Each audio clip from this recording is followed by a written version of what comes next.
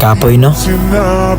Kapoy kayo sig balik-balik ning sistema ning kinabuhi ah.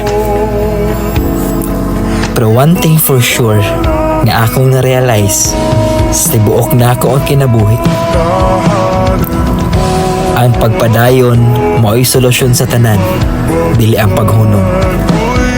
Kay kung muhunong ka kung sa imong sitwasyon karon, dili nimo makabot ang haruhay nga kinabuhi nga gusto nimong makabot. Ang pagpadayon maura gyud solusyon. Padayon ay hunong, kay inikabot sa unahan, ikahatag sa panahon ang adlaw nga para sa imo. Padayon.